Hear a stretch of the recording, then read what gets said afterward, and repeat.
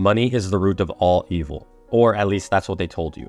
But that's not what the Bible actually says. In Timothy chapter 6, verse 10, it reads, "For the love of money is a root of all kinds of evil. Some people eager for money have wandered from their faith and pierced themselves with many griefs." That's not the same sentence. And it's misquotes like that combined with years of distorted programming that have cast a mental plague over our relationship with money. A plague that keeps people stuck in cycles of scarcity, survival, and shame. And for conscious beings, those of you who feel deeply, who know you're here to share something meaningful with the world, that pain runs even deeper. It's not just frustrating, it's heartbreaking. You've read the books, you've watched the videos, you've studied the law of attraction, you journaled your dream income in gold ink while burning sage, and when it didn't manifest, you were gaslit into thinking you just weren't aligned enough. Now you're down thousands of dollars from some overpriced coaching program that promised miracles but only delivered confusion. So you swung the other way, back to the hard-nosed realists, the hustle addicts, the ones who say money only comes through blood, sweat, and sacrifice. Delay gratification for decades. Give up the now so that maybe one day you can earn your freedom. The sacrifice your soul for $1 narrative. And yet your soul still whispers, this isn't it either. So now you're torn. Grinding feels like a betrayal of your essence. Wishing feels like a betrayal of your intelligence. So what's the truth here? What's the actual answer? It's both. The integrated path, the union between the structured intelligence of your mind and the synchronistic genius of your soul. That's how you dissolve the illusion of the money block. And here's the harsh truth that most people avoid. There's only two ways to increase your money. You either spend less or you make more. But let's be honest, most people have already cut back.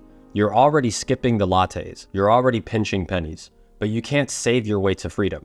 Making coffee at home instead of going to Starbucks isn't going to change your life. The world has changed in real time.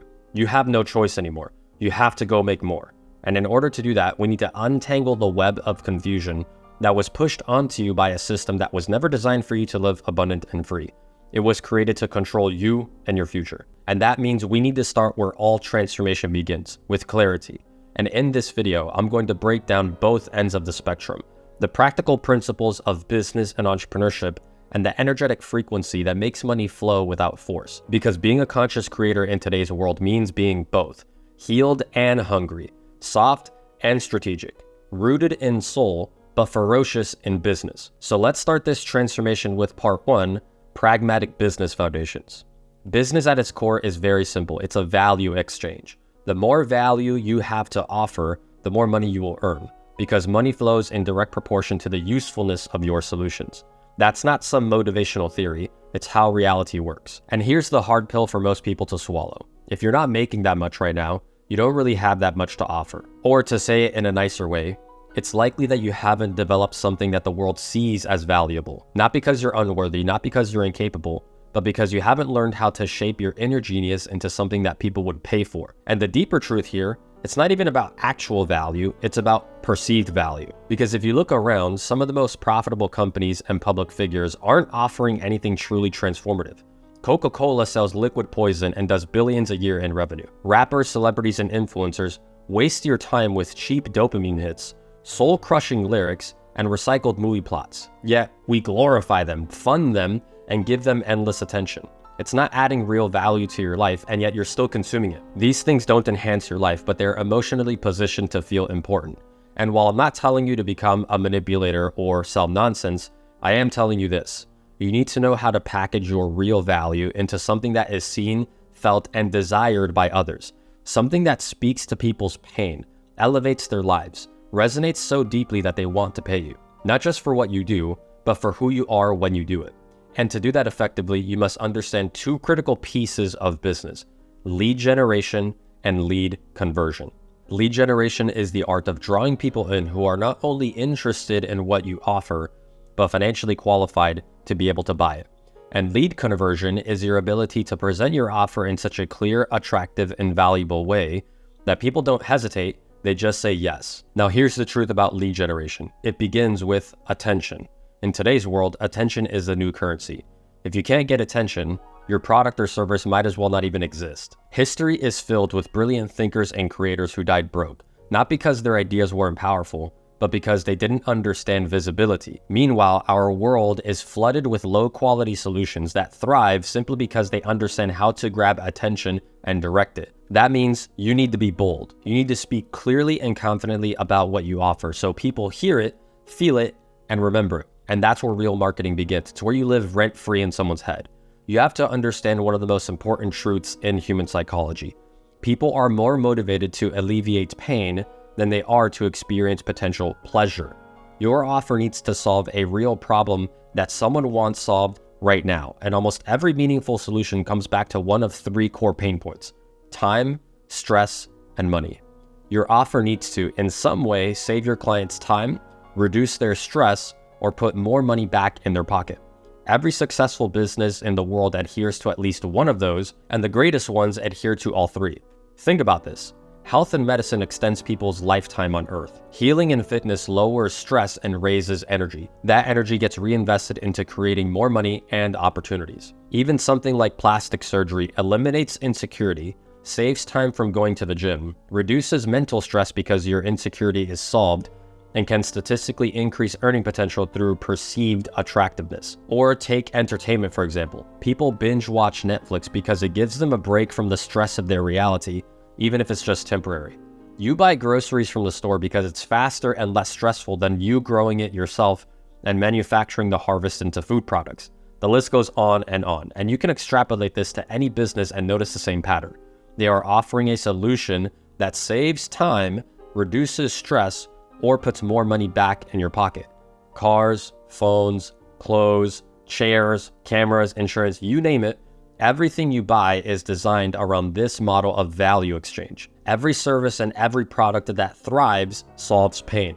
So yes, you as a conscious creator, with the wisdom that you share, you must reframe what you do in a way that speaks to the pain that people are living through. When you do that with clarity, people start to pay attention. And once you've earned their attention, converting them into clients is simply a continuation of that same energy.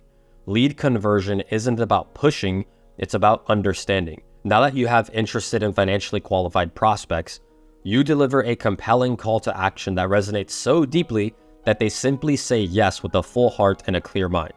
You're enrolling them into a new reality where time becomes their greatest ally, stress is an old friend they no longer have ties with, and money becomes a byproduct of living a fruitful and meaningful life. It's about being deeply tuned into who your buyer is, what they need, and how they make decisions. And when you've done the inner work, when you've taken the time to sharpen your message and refine your delivery, your offer will speak directly to their heart and their body will follow. This is the energy of alignment in action. But none of it works if your life is chaotic. This is where structure and consistent focus comes in. The shift from being a consumer to being a creator is where inner mastery meets real world value. Without systems or a strategy or any kind of actual rhythm to how you show up, you will continue to move in circles and burn out fast. Most conscious entrepreneurs aren't failing because they lack talent. They're failing because they're unfocused, scattered, and inconsistent. A chaotic frequency creates chaotic results, and that reflects into the physical world through your audience, because a confused mind never buys. If your audience is confused about what you offer, then you will fail to attract them into your ecosystem. And this is where having an actual strategy or system will completely change how you do business. So let's make this more tangible, because I want you to start seeing yourself not just as a conscious being, but as a conscious entrepreneur. And entrepreneurship is really just a sacred game of skills, systems, and consistency. So ask yourself, what skill set, if I mastered it, would immediately raise the value of what I bring to the world? If you're a conscious creator, then that might mean mastering the skill of facilitating transformation in others. And at the root of that is your ability to speak clearly, think deeply, and guide people through the nuances of inner evolution. Once you know the skill you need to master, the next step is building a daily system that nurtures that skill and brings it to market. The system of habits and creation processes you deploy will determine how you come across in your messaging to the world. These need to align with that one central component of expressing your value. And in today's world, if you're a conscious creator, you're most likely using social media to grow your brand, and so your system will look something like content creation, lead generation, lead conversion, client fulfillment. That's your operating system that you execute on every single day. Content creation, lead generation, lead conversion, client fulfillment. And that's what allows you to build a profitable business around the gifts you've cultivated through your deep work. It's not random. You're not winging it and hoping manifestations become real. And you're also not working tirelessly, praying that years of 12-hour days will finally pay off. It's a conscious, structured flow that takes your gifts from your heart to the world and turns them into income and impact. I actually have a digital program coming out soon where I go way more in depth in all of this. It's called the 4-Hour Conscious Creator. It's designed to show you how to structure your day, your content, your offer, and your strategy so that in just 4 focused hours per day, you can build something deeply profitable and soul-aligned. Join my list with over 500 other members that are waiting to be notified when I drop it. I'll leave a link in the description. But for now, you get the point. As spiritual as you think you are, we have to clarify the aspect about money that is logical and predictable first before we go into the spiritual and energetic component of how you actually become a real-life money magnet. It's about channeled focus and aligned action.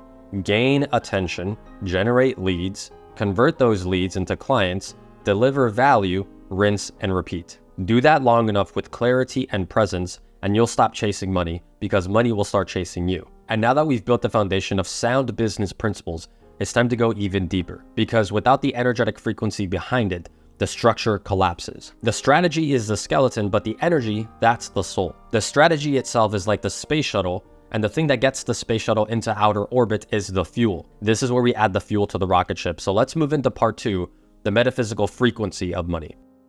Why is the energetic component so important? Because 1 hour of aligned action is equal to 10 hours of performative action. That's the part that your soul is whispering about. It's reminding you that you don't have to sacrifice your essence or your life in order to attain money. And this is the part of the conversation that most people either avoid, they misunderstand it, or they brush it off as woo-woo spiritual nonsense. But the truth is, this is where the real leverage lies. And to illustrate this in real time, I'm going to tell you a brief story. You've probably heard me talk about this story before, but I have a really good friend named Cesar. He was one of my roommates many years ago, back in the days I used to do door-to-door sales. We were working 10-hour days, walking through neighborhoods in the summer heat, pounding doors, pitching home security systems, grinding to hit commission targets. I was the one on the team that was ultra disciplined. At the time, I was in university studying professional sales and entrepreneurship. I would wake up at 5 a.m. every single morning to work out, to meditate, journal my gratitude list, study the script, practice, rehearse, listen to audiobooks, all the habits and all the routines. I was doing everything right. And Cesar was the total opposite. He never had any formal sales training prior to this point. He would wake up minutes before leaving to the office, listening to music on his phone while slowly making breakfast. He never meditated. He never read the books. He didn't study the script all that much. He was just kind of winging it. He was vibing. Now, knowing that context, who do you think performed better and made more money? Cesar did. I know that sounds counterintuitive, but I'm making a point here. He was one of the top closers in the office. He was making $1 to $2 grand a day, which at the time was a lot of money, and he did so well that he got promoted into management. Why did it turn out that way? Why am I telling you this story? Well, it's because that experience and proximity to Cesar taught me something tremendously valuable. The universe doesn't respond to effort as much as it responds to frequency. Cesar naturally embodied that. He had no limitations around money or taking command in business. He didn't care that much. He wasn't trying that hard to do anything or to be anything. He let money come to him because he was confident and flowing. Everyone in the office was trying to figure out what his secret sales approach was, but there wasn't a secret. He was just showing up and being himself. Cesar's living proof that you don't need to be perfect, you just need to be in alignment. And while I was following all the rules, my energy was full of tension. Like I said earlier, 1 hour of aligned action is equal to 10 hours of performative action. Cesar inherently had that. I did not at the time, and it took me some time to overcome some of those limitations and barriers. Now, in order to bridge that gap from tension to flow, we have to demystify this entire money paradox that most people find themselves in. And it requires deep spiritual reprogramming and nuance to move through. And most of you are in that same boat. The cycles of fear, of guilt, and shame around this big scary thing called money. Because from the moment we were kids, we were trained out of alignment with money. We were taught to fear it, to feel guilty about wanting more of it, and to judge people that had it. You probably heard the same lines growing up that I did. Money is the root of all evil. Money doesn't grow on trees. A penny saved is a penny earned. It's easier for a camel to pass through the eye of a needle than for a rich man to get into heaven. That last one is also a Bible verse, by the way, and it's been completely misunderstood and taken out of context. Jesus meant that you can't be saved by money, and to be attached to money is to disconnect you from the kingdom of heaven. because the riches are stored in heaven, not on earth. All these scarcity incantations are just fear passed down from people who were doing the best they could, but who never experienced freedom themselves. Guilt about having money, spending it, wanting more of it. And the more of that guilt and shame that you carry, the more resistance you create in your field. Because let's be honest, you've probably had those moments where you hesitated to charge what you were really worth because you didn't feel worthy enough to say it with your chest. Or you felt uncomfortable spending not because you couldn't afford it, but because you were afraid you might not have enough for later. Or maybe you were worried about being judged, about making others feel uncomfortable because you had too much, about being excluded, envied, or even resented. The whole sea of what ifs clouds your energy, and whether you realize it or not, that's what keeps you in survival mode. It keeps you overthinking everything, playing small, and feeling blocked. But here's the truth. The shame you carry around about money, it's not yours. It never was. You absorbed it from a system that was never built to honor your creativity, your sensitivity, or your soul. It only knows how to reward logic, conformity, and survival. It's a system that taught you time is money, but that's not how an effortless reality actually works. Time is far more valuable than money because you can always get your money back, but you will never get back time that is lost. And that's exactly why you're here right now, to outgrow these outdated systems of belief that weren't designed for you to live abundantly, but just to get by, because you've done enough inner work to remember something deeper. You're remembering that money is just a tool in this third dimensional experience used to get your time back so you can invest that time into living a more aligned life, to create your art and share your genius with the world. Money's not sacred or important, it's useful. It was never supposed to be placed on a pedestal, but most people were programmed to see it as this distant, hard to get thing, when really, money flows easily at the intersection of practical clarity and creative alignment. Money is a function of resourcefulness. The more creative you allow yourself to be without pressure or fear, the more paths and possibilities you begin to see. And as I said before, the universe doesn't respond to effort, it responds to frequency. A frequency that is playful and lighthearted is the most attractive energy that you can be in. And once you stop giving money so much emotional weight, you realize it's not the goal at all. It never has been. It's always been the accompanying attribute of someone who is living in a high vibrational frequency. And the beings who carry that frequency, they don't stress about money at all or where it's supposed to come from. They just trust that it will, because they trust themselves and they trust God. And they trust the organizing principle of living an aligned life. To us, money is like air. It's everywhere. And from that trust, synchronicity begins to take over. You begin to see opportunities where others see obstacles. While everyone is complaining about the economy, the job market, or the lack of options, you start seeing between the lines. You begin following the moments of resonance, the invitations of your heart without fear, guilt, or shame, and without needing to explain yourself to anyone. It doesn't have to make sense to anybody but yourself, because manifestation isn't about writing your income goals on a piece of paper 100 times or reciting affirmations till you're blue in the face. It's about asking once. That's it. Ask one time and it is done. Do you really think God didn't hear you the first time? Do you think the universe is waiting for you to repeat it 10 more times just to prove that you're serious? No. As a matter of fact, when you keep asking over and over and over, you're actually telling the universe that you don't believe it's coming. And that's what creates resistance. That's what pulls you back down into lower frequencies of guilt, doubt, and lack. And from that place, you don't attract solutions, you attract more confusion. You see, the biggest problem that I see conscious souls experiencing is that they ask, but because they don't receive immediately, they lose faith. The hypercritical mind cannot tolerate the uncertainty of not knowing where it's going to come from, and because uncertainty feels so uncomfortable, they lose trust and stop believing in the universe and ultimately themselves. They focus on the physical reality of their lack of abundance, which cements them into their experience of less abundance, which paradoxically is a version of abundance if you think about it. You're always abundant in something, you're just abundant in scarcity. So how do you stop these cycles of distrust, and how do you embrace uncertainty with an open mind and an aligned heart? You realize this truth that your soul already knows. If you're not good without it, you won't be good with it. That's why the key is to be intentional but detached. To be clear in what you want, but completely free from how and when it needs to show up. When you stop micromanaging your manifestations and start trusting your frequency, you create space in your field for something far better than your mind can ever plan. That is the money frequency. That's how you reprogram your entire relationship with money. And from there, life starts to feel like a playground again. Everything becomes lighter. Your reality becomes a canvas you get to paint on with your imagination, not a checklist of things you need to chase. This isn't about being more logical, because the more you heal your soul, the less logical your path becomes. This is about understanding the language of your heart, and the deeper you heal, the more you become familiar with that language. You stop needing other people to understand, and you stop trying to prove anything to yourself. You simply relax into your path and allow it to unfold as it needs to. You just live in your truth. That's why Cesar did better than me. And I've met some of the most magical people that you can ever find, and they all have that same vibe to them. It's the frequency of allowance and surrender that brings your creative genius online and allows you to access timelines in reality where effortless abundance is manifest. And now you understand the integration between the structured strategy that your mind depends on and the effortless creation your heart thrives in. And from this state of existence, money blocks completely disappear and clarity comes through. And you enter into a rare category of life that everyone has access to, where reality meets you halfway, but few will choose to embrace their soul to do so. You were never blocked or broken, you're shifting in real time.